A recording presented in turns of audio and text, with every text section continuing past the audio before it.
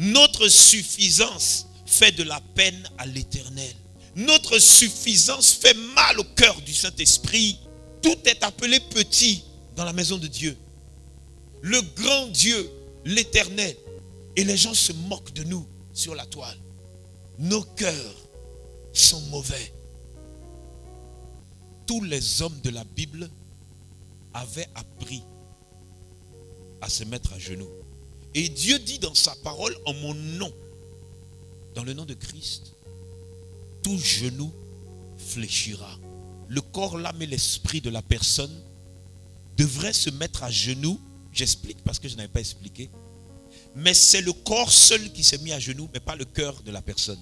Mais la parole de Dieu dit, en mon nom, en le nom de Jésus-Christ, tout genou fléchira dans le ciel, sur la terre, sous la terre, dans la mer.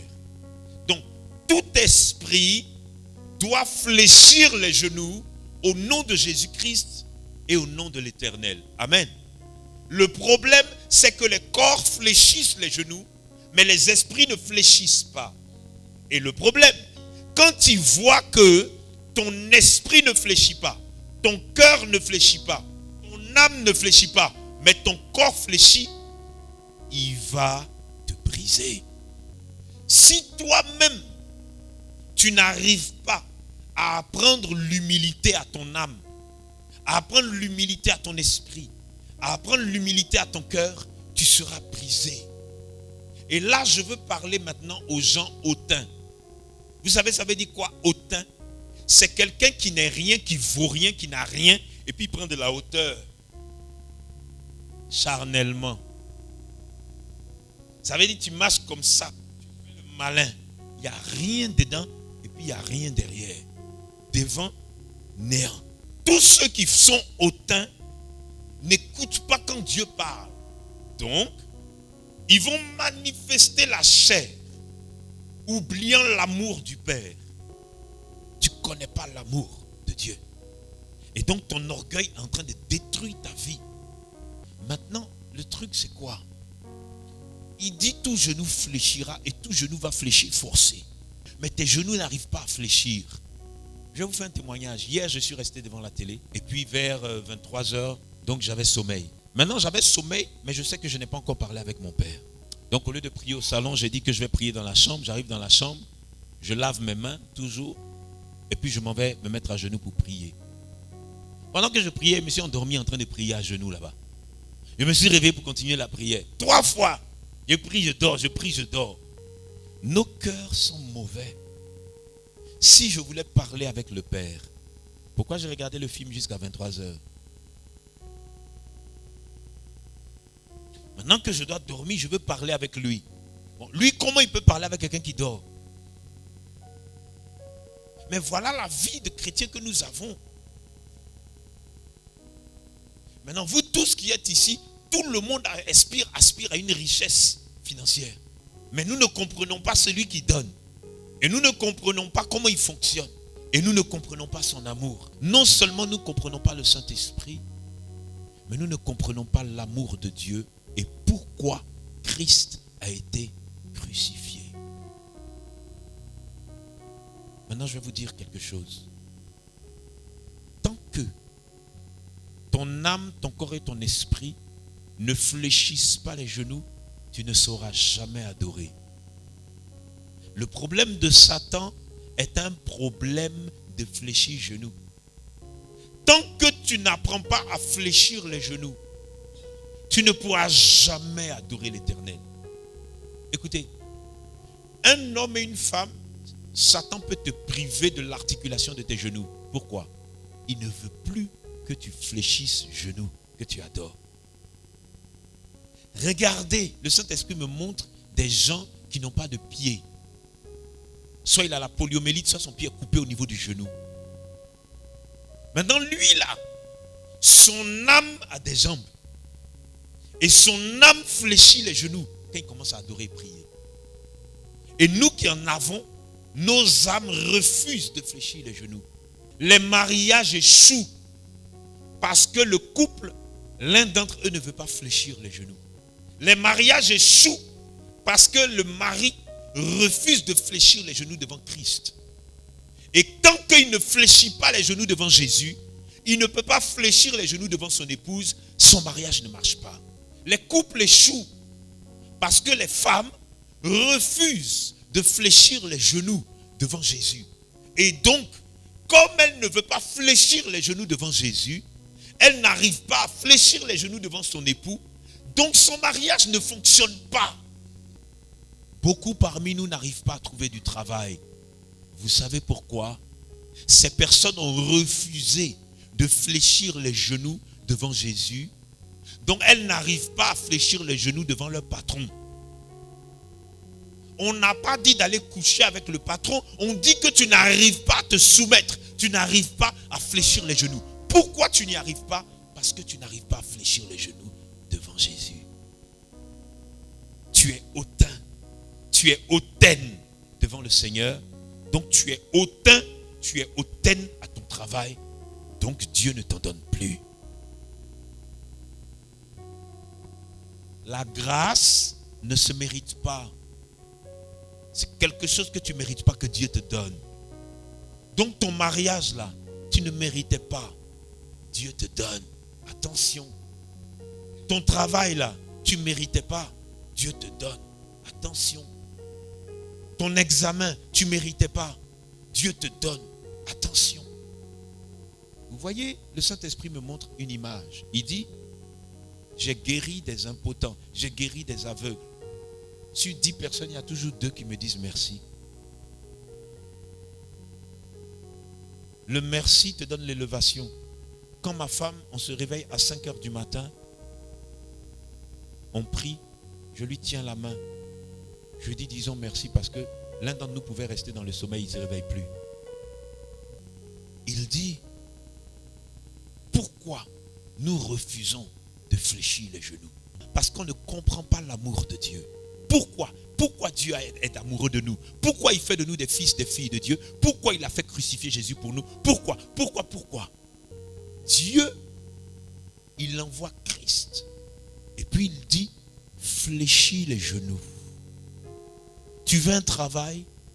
Fléchis genoux. Le problème, c'est que nous avons assimilé fléchir les genoux avec prière. Fléchir les genoux, ce n'est pas la prière. Je répète, fléchir les genoux devant Dieu, ce n'est pas la prière. Fléchir les genoux devant Dieu, c'est tomber en signe d'adoration, faire allégeance à Jésus-Christ pour dire qu'il est ton maître, qu'il est ton Dieu, qu'il est ton sauveur, qu'il est ton rédempteur et qu'il t'a racheté. À partir de là, il change les données de ta vie parce que tu es comme la prunelle de ses yeux. Le problème, c'est est-ce que tu te sens la prunelle des yeux de Dieu? Des anges ont frappé des êtres humains devant moi à cause de moi.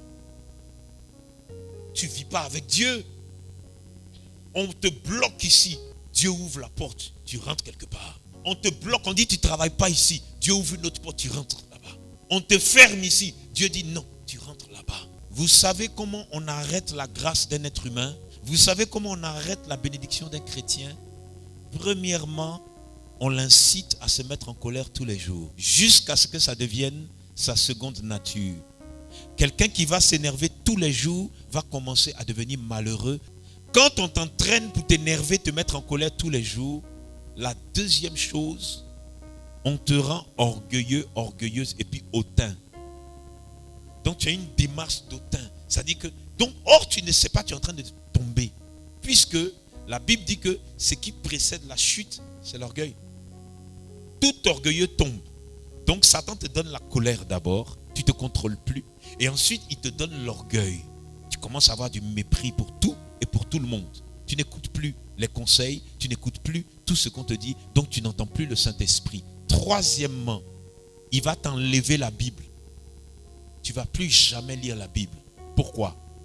Vous n'avez jamais entendu les gens venir chez vous pour dire, oh, chez toi là, c'est trop strict, il y a trop de règles, il y a trop de ceci, cela. Est-ce que toi tu es normal même? Chez toi, on ne peut pas porter mèche, on ne peut pas se promener en slip. Va te promener en slip au dehors. Il va t'enlever la lecture de la Bible. Moi, je connais beaucoup de gens qui lisaient la Bible tout le temps. À un moment donné, à cause des problèmes de la vie, la personne ne lit plus. Il va t'enlever la parole. Pourquoi? La parole te conseille. La parole te prévient. Il va t'enlever ça. Maintenant, quand il t'a enlevé ça, merci Saint-Esprit, il vient de me dire quelque chose. La quatrième chose qui va t'enlever, tu n'auras plus jamais de songe. Beaucoup sont assis ici, ils ne rêvent pas. Tu sais pourquoi tu ne rêves pas? Tu n'es pas avec Dieu. Dieu est un esprit. Le seul moyen pour que tu le vois, que tu l'entendes, c'est un esprit. À partir de là, tu es devenu un être humain vide. Ensuite, ils vont te proposer la vie du monde. Comme j'ai l'habitude de dire, la vie du monde, tout ce qui est dans le monde, c'est doux, c'est sucré, il y a du sucre dedans. Quand tu es dans la débauche sexuelle, c'est sucré, c'est doux. Tout ce qui est démoniaque, c'est sucré, c'est doux. Des copains, des gars, des go, c'est parce que c'est sucré, c'est doux. Quand on veut t'empoisonner, le poison est sucré, il est doux. Quand tu couches avec, quand une jeune fille de l'église se couche avec un garçon, c'est pas qu'elle a perdu la tête. C'est sucré, c'est doux. Maintenant, tout ce qui est doux là, ça conduit à un prix à payer. C'est là où ça devient amertume. Il y a beaucoup de choses qui nous arrivent parce qu'on ne se met pas à genoux. On refuse de fléchir les genoux. Ce livre-là, avant que je puisse enseigner comme aujourd'hui, il a fallu que je prenne une décision. Il a fallu d'abord que je prenne la décision de me consacrer à l'esprit qui a écrit la Bible. Amen. Une fois que j'ai pris la décision de me consacrer, j'ai commencé à lire comme quelqu'un qui a rencontré une autre personne et qui est amoureux de cette personne. Donc, je lisais la Bible tous les jours, 8 heures de temps, 12 heures de temps, 20 heures de temps. Je lisais. Quand tu lis, tu ne comprends pas. Mais comme tu ne comprends pas, la parole de Dieu est Christ. Et Christ est un esprit qui est vivant. Et Christ a été mis dans la Bible en écriture. Et quand tu lui montres que tu aimes son amour, l'amour de Dieu, l'amour de son sacrifice, il permet à ton âme de rentrer dans la parole. Et l'écriture qui est là prend vie. Quand elle prend vie, elle t'épouse. Tu l'épouses. C'est le premier mariage avant que tu maries ton mari, avant que tu maries ta femme. Une fois que tu épouses la parole, lui il devient l'époux, toi tu deviens l'épouse. Tu deviens l'église, un récipient qu'il peut remplir de son Esprit Saint. Une fois qu'il commence à te remplir de lui, il y a un voile qui se déchire dans la Bible et qui te fait rentrer dans le lieu saint.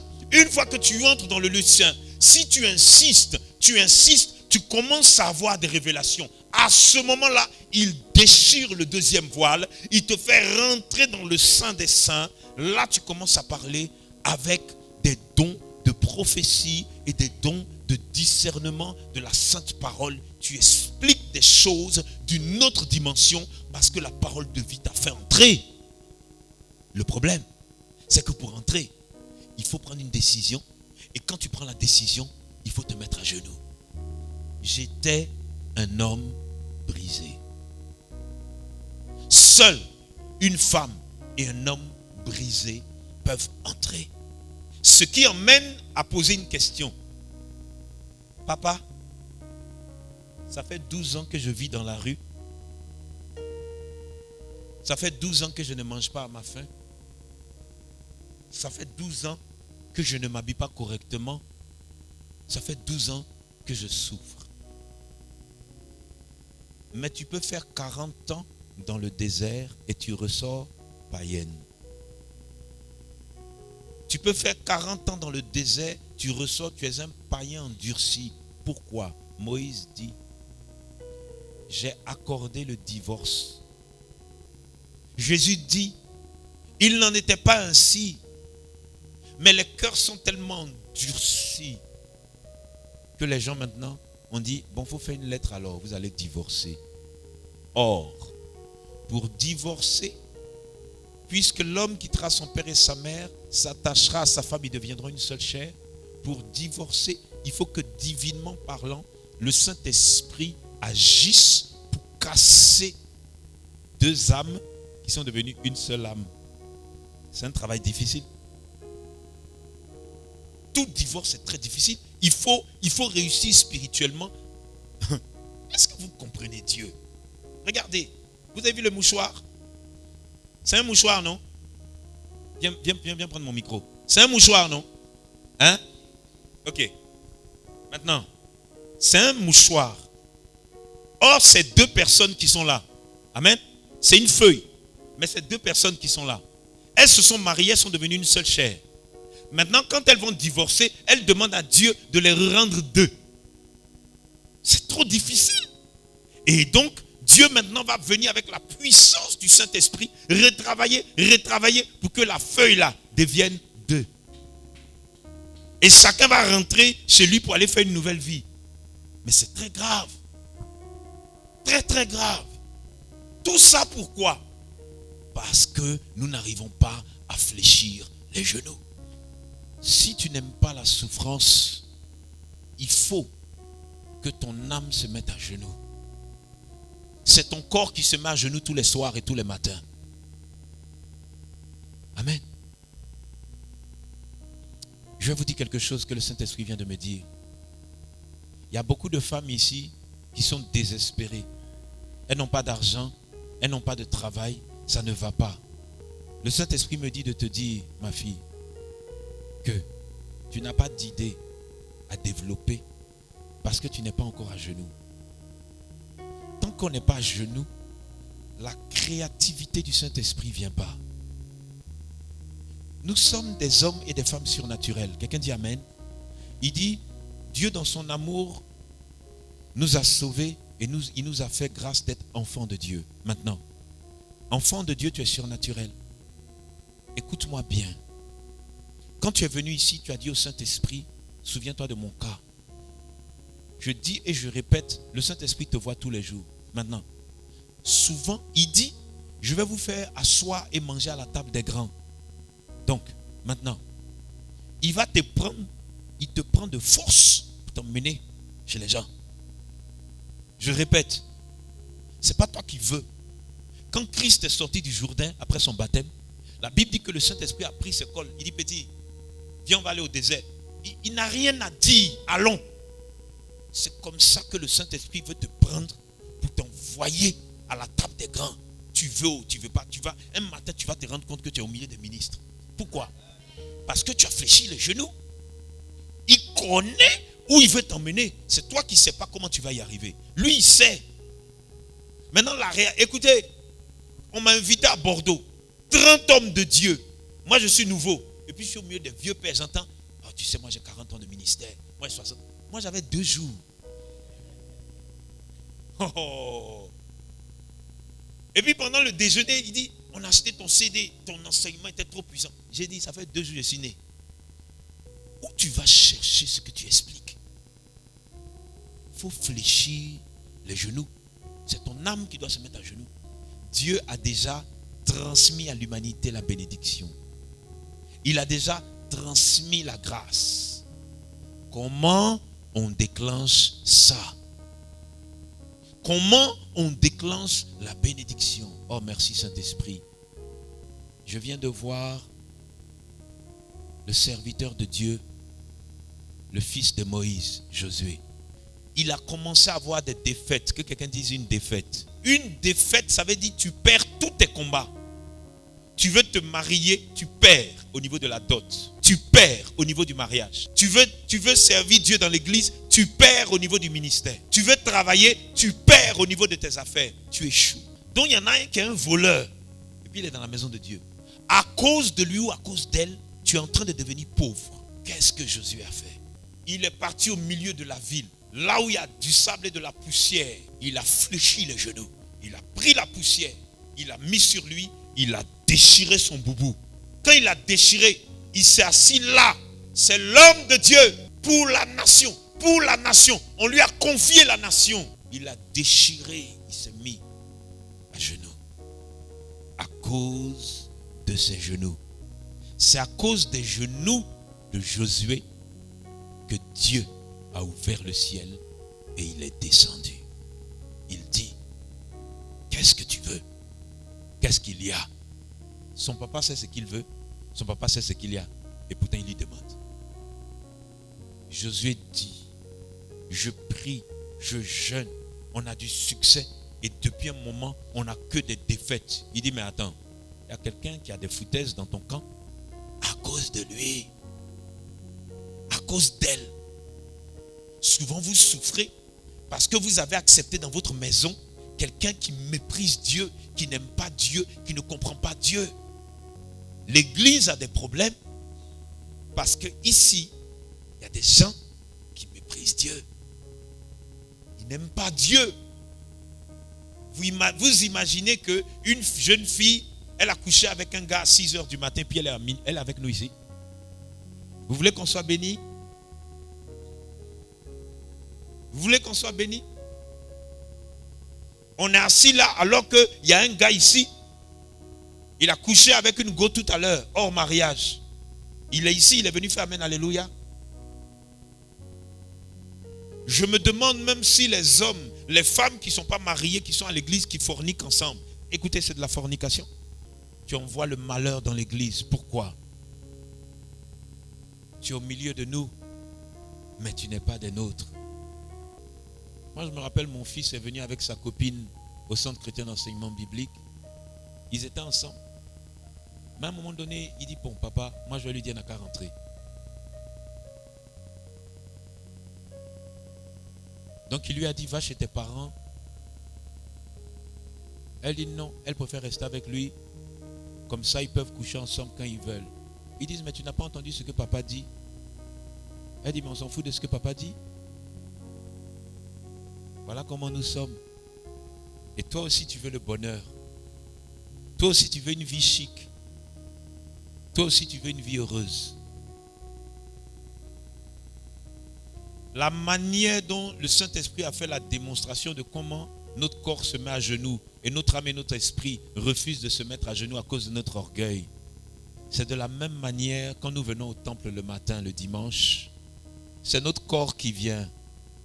Notre cœur est à la maison. Notre âme n'est pas ici.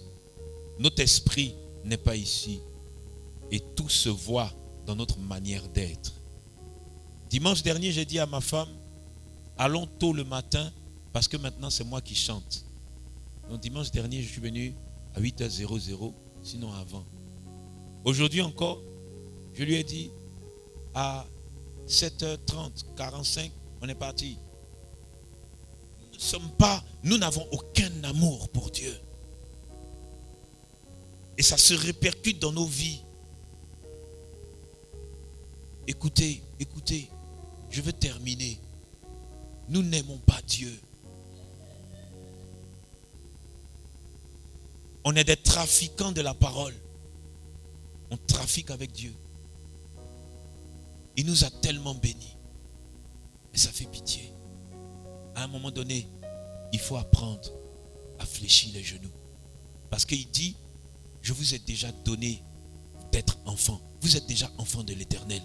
Mais pourquoi tu ne manifestes pas la gloire de ton papa?